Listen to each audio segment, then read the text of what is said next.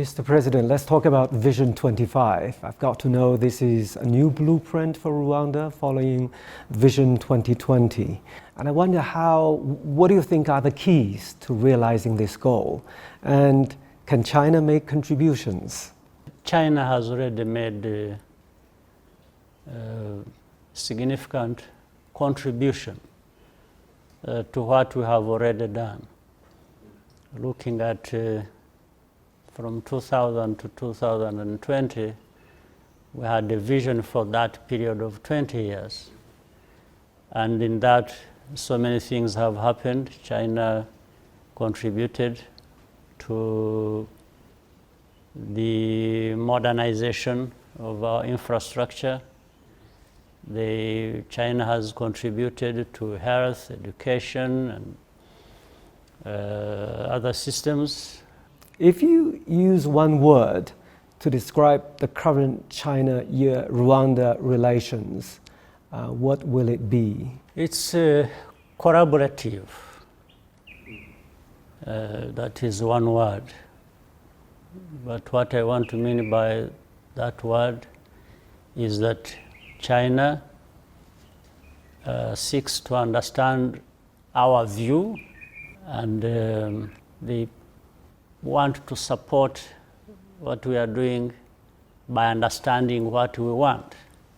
And we are able to communicate to China our view and what we want and where we think they can be helpful. Sometimes people have blamed China they talk about, countries having taken from China, huge, borrowed a lot and end up with the so-called debt trap. The so-called debt trap. Sometimes it's not really China's fault. Sometimes it should all be seen as being maybe the problem of the borrower. It's not for China to come and think for the borrower and say, you know what, you need to borrow for this, you need to do that. No, it is the borrower who has the responsibility to know what they are borrowing for. And sometimes maybe they have borrowed, maybe even for the right things, but ended up not exactly investing the way they should have, and things go wrong. I don't think this would be a problem of China. If you choose another word for the future of bilateral ties that you wish to see in the future, what will be the other word? Sustainability. Yes, I would use the word now, sustainability. From collaborative, for the future, it is sustainability. Has the collaborative relationship worked? If it has, how do you sustain it? So that is what I would use for the future. You've visited China 6 times in the last 20 years. What comes to mind at the mention of China? Or what do you feel most strongly about the country? You look at the history, you look at the many challenges any country has to contend with. And so you are able to appreciate some of the things. But therefore has brought China to this greatness. The investment in their own people. The investments in all kinds of development.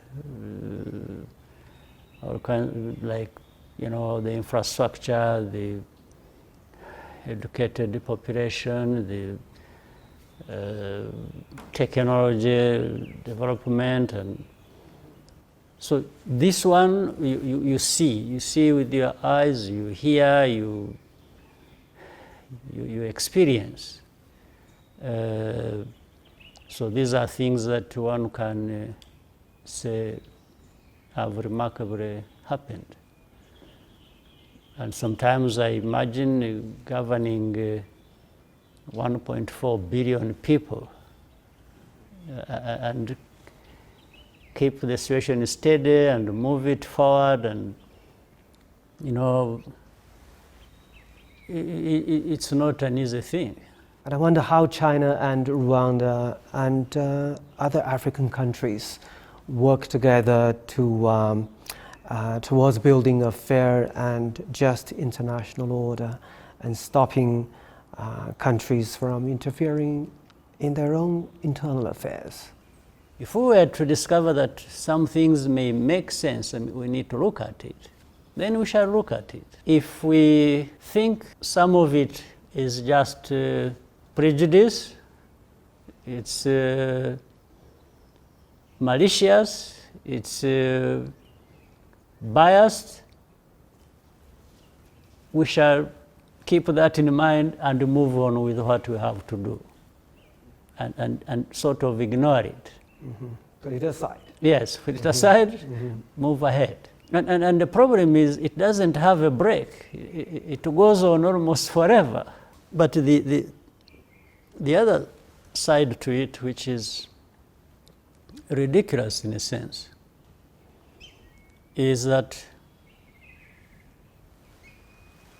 it's as if in this world there is one side that has the right to address other people's problems and criticize them and do that and do that. And the reverse is not true.